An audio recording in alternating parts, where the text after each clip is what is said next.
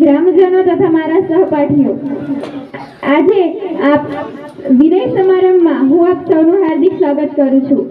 આમ તો પદ્માબેન વિશે શાળાના દરેક વિદ્યાર્થીને કંઈક કહેવું છે, પરંતુ જો બધા વિદ્યાર્થીઓને પોતાનું વક્તવ્ય આપવા ઊભા કરીએ તો આખો દિવસ નીકળી જાય. માટે આથી પ્રતિનિધિત્વ તરીકે મને તમામના મનની વાત અહીં રજૂ કરવાનો મોકો મળ્યો તે બદલ હું પોતાની જાતને ખૂબ નસીબદાર માનું છું.